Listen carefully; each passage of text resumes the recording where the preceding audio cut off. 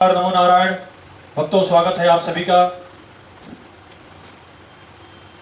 25 जून 2024 मंगलवार, अंगारकी चतुर्थी।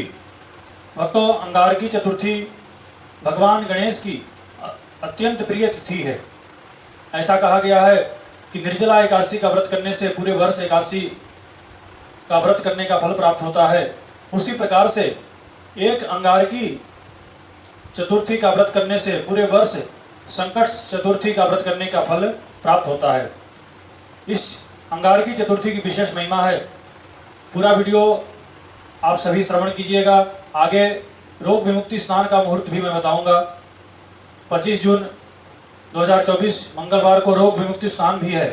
तो रोग विमुक्ति स्नान का मुहूर्त और किस प्रकार से स्नान करना है वो भी मैं उसका विधि बताऊंगा। आप सभी उसका भी लाभ अवश्य उठावें। भक्तों, अंगारकी चतुर्थी का व्रत करना चाहिए सभी व्यक्ति को। जो व्यक्ति धन की इच्छा रखता है तो धन की प्राप्ति हेतु अंगारकी चतुर्थी का व्रत करें। विद्यार्थियों को अंगारकी चतुर्थी के व्रत से विद्या की प्राप्ति होती है। जिन्हें संतान की प्राप्ति करना है उन्हें अंगारकी चतुर्थी का व्रत करने से संतान की प्राप्ति होती है। और कलौ चंडी विनायकौ, भगवान गणपति और माता जी कलयुग में विशेष फल देने वाले देवता हैं। तो उनकी आराधना उपासना करने से विशेष फल प्राप्त होता है। और भगवान गणपति कैसे हैं? तो विद्या वारिधि बुद्धि विधाता। विद्या की प्राप्ति करनी हो, अच्छे बुद्धि की प्राप्ति करनी हो तो भगवान गणेश जी की आराधना उपासना करना चाहिए। अंगारकी चतुर्थी मंगलवार को प्रातःकाल ब्रह्म मुहूर्त में जग करके स्नान करें। हाथ में जल लेकर के संकल्प करें अथवा मन में संकल्प करें कि मैं अंगारकी चतुर्थी का व्रत करूंगा अथवा करूंगी। इस अंगारकी चतुर्थी के व्रत में निर्जल और निराहार रहने का इसमें भी विधान बताया गया है कि फलाहार भी नहीं करना है और हो सके तो जल भी नहीं लेना है। चंद्रोदय, चंद्र पूजन के बाद, चंद्र दर्शन के बाद ही कुछ प्रसाद ग्रहण किया जाता है अंगारकी चतुर्थी के व्रत में। तो यह व्रत भी निर्जला एकादशी के व्रत की भांति कठिन व्रत है। पर जो कठिन होता है भक्तों, वहीं पर आपकी सफलता लिखी जाती है। जहाँ पर कठिन तपस्या होती है वहाँ पर फल भी विशेष प्राप्त होता है। भक्तों, ऐसा कहते हैं कि गणपति की पूजा विशेष फलदायी होती है और खास करके अंगारकी चतुर्थी के दिन। इस बार मंगलवार को ही अंगारकी चतुर्थी है तो आप सभी को इसका विशेष लाभ लेना चाहिए। 21 दूर्वा गणपति को चढ़ाना चाहिए। चंदन लगा करके अथवा अष्टगंध लगा करके 21 दूर्वा का जोटा भगवान गणपति को चढ़ाना चाहिए। गणपति अथर्वशीर्ष का पाठ 11 बार अवश्य करें। संकटनाशन गणेश स्तोत्र है उसका भी 11 पाठ करें। और लाल चंदन की माला अथवा लाल मूंगे की माला, नहीं तो रुद्राक्ष की माला के ऊपर माला 11 माला ओम गंग गणपतये नमः इस मंत्र का जप करें। माला गौमुखी के अंदर होना चाहिए। आप माला जप कर रहे हैं और आपका जप को कोई देख लेता है तो माला का फल आधा हो जाता है। तो माला को हमेशा ढक करके ही जप करना चाहिए।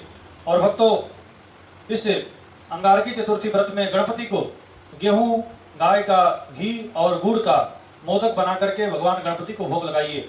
मोदक प्रिय मुद मंगल दाता, भगवान गणपति को मोदक प्रिय है और मोदक का प्रसाद स्वीकार करके भगवान गणपति मंगल फल के दाता बनते हैं और मंगल फल प्रदान करते हैं। भक्तों, 3 अर्घ्य दिया जाता है रात्रि में। अलग अलग प्रदेश में अलग अलग समय है चंद्रोदय का, पर पूरे भारत में अगर देखा जाए तो 10:28 का चंद्रोदय का समय पंचांग के अनुसार बताया गया है। 3 अर्घ्य देना है। लोटा में अथवा अर्घ्य पात्र में जल भर लीजिए, उसके अंदर कच्चा दूध डाल दीजिए, कंकु नहीं तो आप थोड़ा सा चावल डाल दीजिए, एक लाल पुष्प डाल दीजिए। पहला अर्घ्य भगवान गणपति को अर्पण करना है। ओम गंग गणपतये नमः इदम अर्घ्य दत्तम नमः ऐसा बोल करके एक अर्घ्य अर्पण कर दीजिए। दूसरा, 1 लोटा जल भरिए अथवा अर्घ्य में जल डालिए, उसके अंदर कच्चा दूध, लाल पुष्प, अक्षत डाल करके दूसरा जो अर्घ्य है वह चतुर्थी तिथि को अर्पण किया जाता है। अंगारकी चतुर्थी दिव्यै नमः इदम अर्घ्य दत्तम नमः ऐसा बोल करके दूसरा अर्घ्य देना है। और तीसरा अर्घ्य भक्तों चंद्रमा को देना है।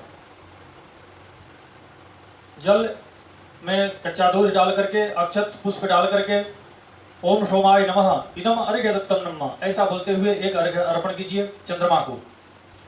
फिर उसके बाद परिक्रमा करना है, परिक्रमा कर लीजिए। परिक्रमा करने के बाद आप चाहें तो जो मोदक का प्रसाद गणपति को भोग लगाए हैं वह प्रसाद आपको ग्रहण करना है, आपको खाना है। आप रात्रि में भी भोजन प्रसाद कर सकते हैं। रात्रि में नहीं करना हो तो आप प्रातःकाल भोजन कीजिए, क्योंकि कहा गया है कि 10 बजे के बाद रात्रि में जो भोजन होता है वह आसुरी भोजन बताया गया है। तो रात्रि में यदि भोजन न करना हो तो प्रातःकाल भोजन कीजिए। भगवान गणपति का ये अंगारकी चतुर्थी का व्रत है। ये व्रत करने मात्र से पूरे वर्ष भर के समस्त संकट चतुर्थी के व्रत करने का फल प्राप्त होता है। तो इस अंगारकी चतुर्थी के व्रत का आप सभी अवश्य लाभ उठावें। 25 जून को रोग विमुक्ति स्नान का मुहूर्त है भक्तों। यह रोग विमुक्ति स्नान अपने आप में एक चमत्कार है। लाइलाज रोग है, असाध्य रोग है, उससे मुक्त होना चाहते हैं तो मुहूर्त, रोग विमुक्ति स्नान के मुहूर्त में स्नान करने मात्र से रोगों के ऊपर धीरे धीरे करके विजय प्राप्त होने लगती है, यानी रोगों से मुक्ति मिलने लगती है। भक्तों, मंगलवार के दिन और वृश्चिक लग्न में, वृश्चिक लग्न बलवान लग्न कहा गया है, बलवान वृश्चिक लग्न में रोग विमुक्ति स्नान का मुहूर्त मिल रहा है। आप सभी इसका अवश्य लाभ उठावें। रोग विमुक्ति स्नान का जो मुहूर्त है वह सायंकाल 4:30 बजे से लेकर के 6:06 तक है। सायंकाल 4:30 से लेकर के 6:06। बस इसी अवधि में आपको स्नान करना है। नीम का पत्ता जल में डाल करके उबाल लीजिए और उसी जल से स्नान करें। नीम का पत्ता नहीं मिल रहा है तो हल्दी की गांठें 5, 7, 9 विषम संख्या में लेकर के उसको उबाल लीजिए, उससे स्नान कीजिए। हल्दी की गांठें भी आपको उपलब्ध नहीं हो रही है तो अशोक का पत्ता जल में डाल करके उबाल लें और उस जल से स्नान करें। याद रखें, आप जहाँ स्नान कर रहे हैं, स्नान करने के बाद उस स्थान को स्वच्छ जल से धो देवें। बाथरूम में स्नान कर रहे हैं तो बाथरूम को अच्छी तरह से धो देवें। उसके बाद कोई व्यक्ति वहाँ उस बाथरूम में प्रवेश करे। यह रोग विमुक्ति स्नान का मुहूर्त अपने आप में एक चमत्कार है और इस चमत्कार का आप सभी लाभ अवश्य उठावें। आप सभी को श्री हरि, आप सभी को नमो नारायण।